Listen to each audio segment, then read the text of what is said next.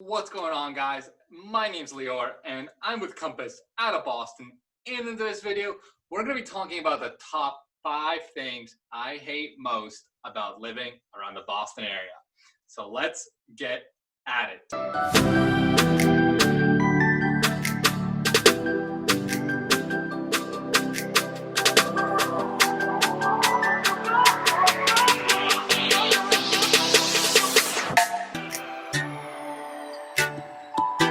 What's going on, everyone? My name's Lior and I'm with Compass out of Boston. And in this video, I'm going to be sharing with you my top 5 things that drive me the most insane about living in the Boston area.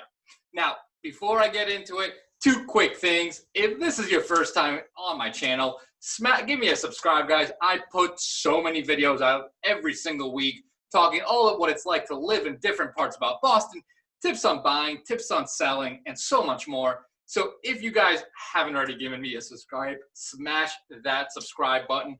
And number 2, if you guys are thinking about doing anything with real estate around the greater Boston area, whether it's buying, selling, investing, whatever it is, I get so many calls from you guys watching my videos, and I absolutely love it. So if you guys are thinking about doing anything, hit me up on phone, text, email, Instagram, whatever it is, and I will help you out. So let's get into today's video.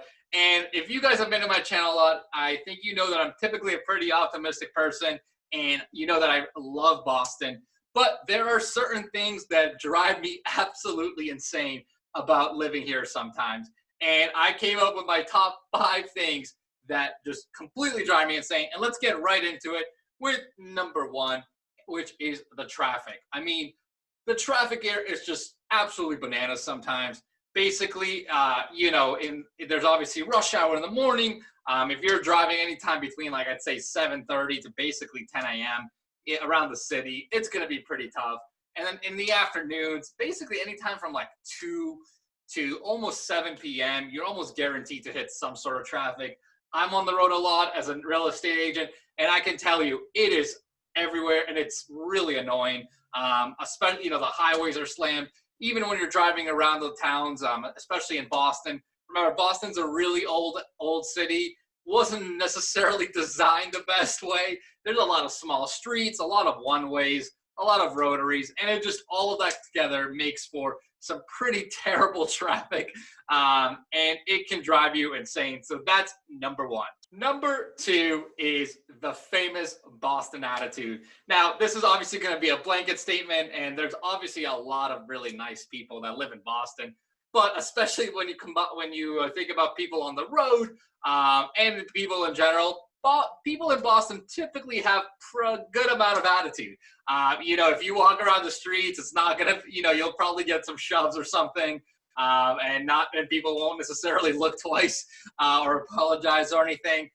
We've definitely got an attitude here, as you can see. I'm sure you've probably seen it. If you're not from here, you've probably seen it on TV. If you're watching like sports games or something like that. But yes, Boston people certainly have an attitude. It goes through on the road. So on the road, there can be very aggressive drivers, on the streets as well. So it's not the worst thing in the world, but if you're not from a city like this and you come here, just be ready for that. Number 3 is parking. And frankly, parking kind of just sucks around Boston, if I'm going to be pretty frank about it.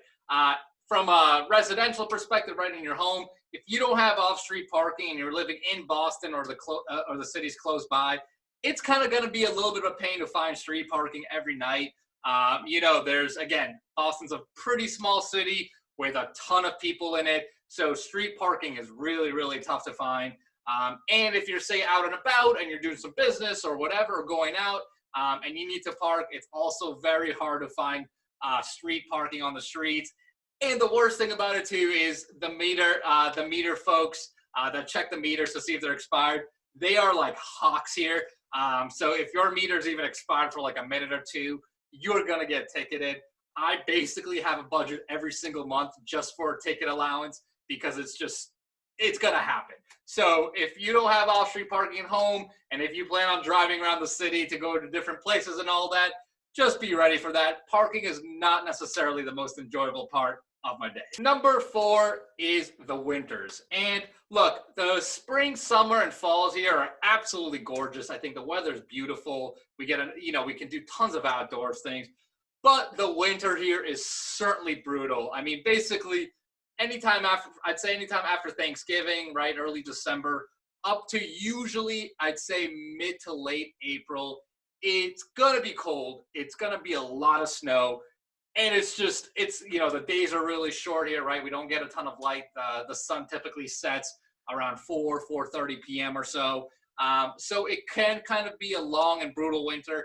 If you're from the South or the West Coast or something, and you're not used to it, I meet tons of new people that move here all the time, and it always is one of the things that they're like most mentally scared of.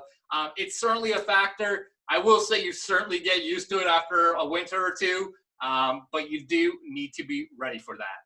And finally, factor number 5, I'd say that's a flaw, is there's really a lack of I call it big box shopping, right? So in terms of food shopping, we have a ton of obviously grocery stores, but they tend to be more expensive. That we have grocery stores like we have a ton of Whole Foods, we have Star Market, which is certainly on the expensive end.